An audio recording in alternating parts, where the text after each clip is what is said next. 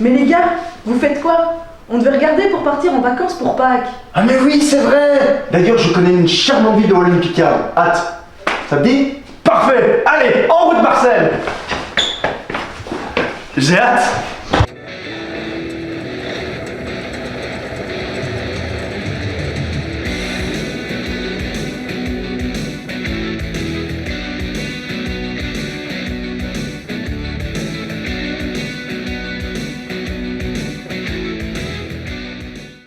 Et Jamy, me voilà arrivé dans la ville de Hatt, la cité des géants, sur laquelle j'ai beaucoup entendu parler d'histoire, mais avant tout, du folklore hattois.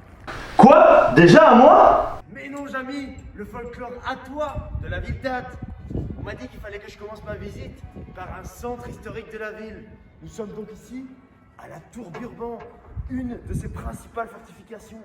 Comme vous pouvez voir, c'est un château. Mais dis donc Jamy, il y a encore des chevaliers ici? Non, Fred.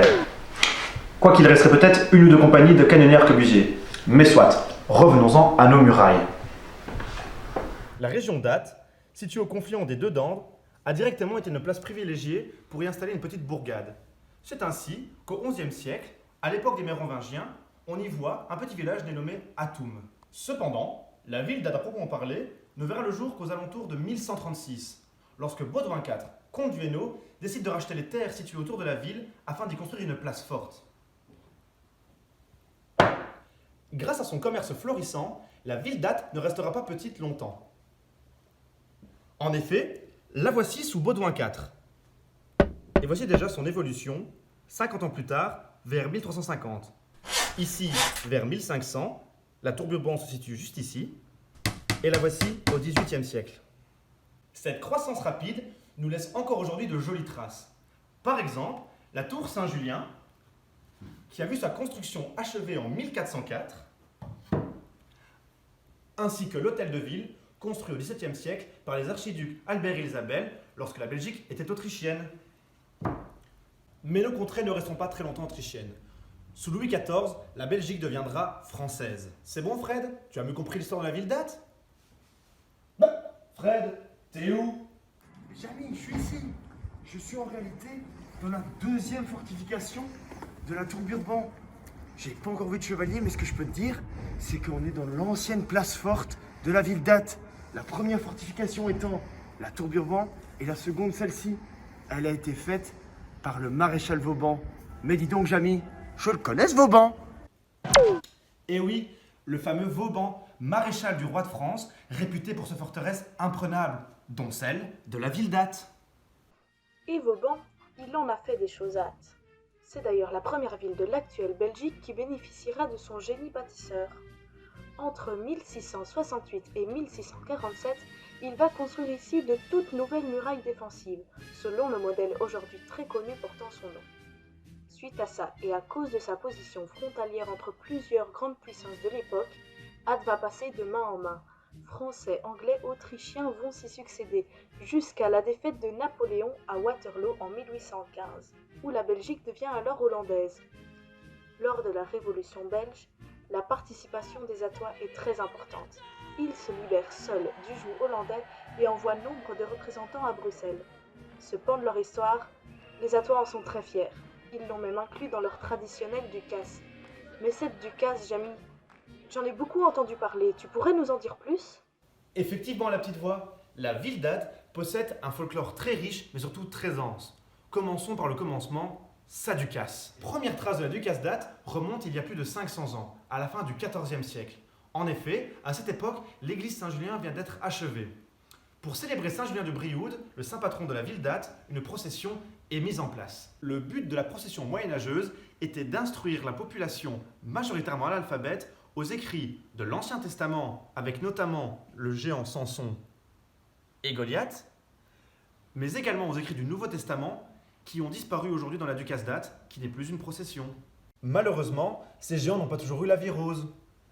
Comme on peut le voir ici sur cette représentation, les géants ont été brûlés lors de la Révolution française, ici, devant l'hôtel de ville d'Hatt. C'est triste quand même, non? Mais attention, il n'y a pas que des géants dans la ducasse d'Hatt, il y a également des groupes pédestres, dont un ici, du XVIIIe siècle par exemple, ou alors un représentée encore actuellement de nos jours, qui fait débat. Mais attention, ça c'est un autre sujet. D'ailleurs, aujourd'hui, une ASBL s'occupe de la continue du cortège ainsi que de ses figurants. C'est Rénovation du cortège. Et donc l'ASBL, Rénovation du cortège, c'est une ASBL qui a vu le jour dans les années 60-70. Suite à un constat, c'était qu'à l'époque, la Ducasdat avait du mal à trouver donc, des personnes, des acteurs pour figurer donc, dans le cortège. Ça semble un peu difficile à croire maintenant, mais à cette époque-là, c'était un peu la gêne d'être dans la Ducasdat, les costumes étaient vieux, usés, les figurants ne faisaient pas bien leur rôle. On a d'ailleurs dû faire appel auparavant à des militaires, à des mouvements de jeunesse. Et puis donc Rénovation du cortège a été créée et s'occupe de la figuration donc, du cortège. Donc la figuration, c'est toutes les personnes qui sont soit sur les chars, toutes les personnes qui sont donc dans les groupes pédestres. Donc ce ne sont pas donc les musiciens et ce ne sont pas donc les porteurs. Mais Jamy, tu me parles des géants dates, mais il y a vraiment des géants qui ont vécu ici? Mais non, la petite voix, on ne parle pas des mêmes géants. La ville date est donc riche de son folklore, mais c'est surtout grâce à ces géants de procession. Je crois que je commence à comprendre, mais tu sais quoi? Allons à la maison des géants interroger un vrai spécialiste. Alors la Maison des Géants, elle existe depuis 2000, un peu plus de 20 ans maintenant, et c'est vraiment le lieu incontournable à Ath pour tous ceux qui s'intéressent aux géants. C'est d'abord un super lieu, un des plus beaux bâtiments du centre-ville d'Ath, et puis tout au long de l'année, ça permet de découvrir, je dirais, tous les aspects autour de ces fêtes avec des géants, à Ath bien entendu, mais on n'est pas complètement athocentriste, on s'intéresse vraiment aux fêtes aux quatre coins de la Belgique et aux quatre coins de l'Europe.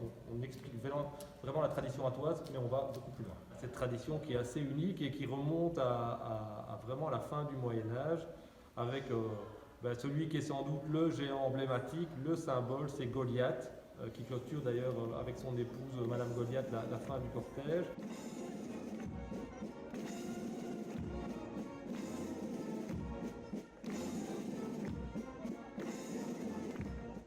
Attention Jamy, la régionale athoise n'englobe pas seulement la ville d'Ath, elle englobe aussi la ville de Lessines par exemple. Nous sommes ici dans les jardins de plantes médicinales de l'hôpital Notre-Dame-à-la-Rose. Plantes bien utiles au Moyen-Âge lorsqu'ils n'avaient pas encore toutes les connaissances pharmaceutiques d'aujourd'hui. Oh dis Jamy, qu'est-ce que ça sent bon? Qu'est-ce que c'est ça? Oh, mince, une plante toxique. Bon, en parlant d'hôpital, on y va la petite voix? Cet hôpital, fondé au milieu du XIIIe siècle par les comtes de Flandre, s'inscrit dans une mouvance de création d'hôpitaux dans les villes du Moyen-Âge. Ceux-ci étaient au fait des couvents de sœurs, qui avaient pour vocation de s'occuper des malades. Si au tout début l'hôpital ne se composait que de 2 petits bâtiments, au cours des siècles, il grandit pour donner l'immense complexe que nous retrouvons aujourd'hui. De plus, depuis sa création, il a joué un rôle très important durant les différentes guerres et épidémies qui ont secoué notre pays, tellement important que l'activité religieuse ne s'y est arrêtée qu'en 1980. Oh Jamy, t'imagines? Ah! Mais c'est quoi ça? Ne t'inquiète pas Jamy, c'est mon nouveau copain. C'est un monstre du sentier de l'étrange, à Elzel. Elzel, village de l'étrange, se situe dans un territoire féerique, où de troublantes créatures se réunissent chaque année pour célébrer la mémoire de Quintine et de 4 autres femmes condamnées avec elle sur le bûcher en 1610. C'est ce qu'on appelle le sabbat des sorcières. Et Jamy, selon la légende, si on récite cette incantation, les sorcières réapparaissent. Oup oup, riquet riquette, pattes heurlées et les bouchons. Vol au diable et copulon. Attention Jamy, je te les envoie. Mais ça va pas la tête, Sabine. Ath n'est pas riche que de son folklore. Comme toute bonne ville de Belgique, elle possède sa brasserie, la brasserie des légendes, avec sa bière phare, la Gouillasse. La Gouillasse et les autres. La brasserie des légendes, originellement brasserie des géants, naît entre les années 1997 et 2000, lorsqu'un jeune entrepreneur du coin, Pierre Delcoigne, décide de racheter et rénover l'ancien château d'Hirschenwey et d'y installer sa brasserie. Alors la brasserie, après avoir rénové donc, le bâtiment, s'est installée vraiment donc, fin des années 90 et a sorti la première bière en 2000. Facile à retenir, c'était la Gouillasse. C'était vraiment la bière des Athois. C'est le fameux géant Goliath évidemment que tout le monde idolâtre ici. Et donc l'idée était de reprendre la brasserie alors de nos voisins, donc la brasserie Quintine. mais de continuer la production sur place. C'est pour ça qu'on produit aussi à Elzel les quintines. Et donc on a 2 sites brassicoles, un ici à Ath où on fait les Goliaths et les cornes du bois dépendu, et un à Elzel où on fabrique les quintines et les bières éphémères. Jamy, la Toise vient d'une région rurale. Et qui dit rural, dit bon produit du terroir. Tu peux nous en dire plus, Jamy? Effectivement, Sabine, la région d'Ath et le Pays des Collines sont des régions très agricoles, notamment avec leurs élevages laitiers de vaches, de chèvres et de brebis. Miarti, nous, tot chocolat de mon arrimachi. Mais toutes nous, que vous pensez d'un plat de patates? Oh non, mais je reproferai un plat de cornet de pâte à bûche, hein.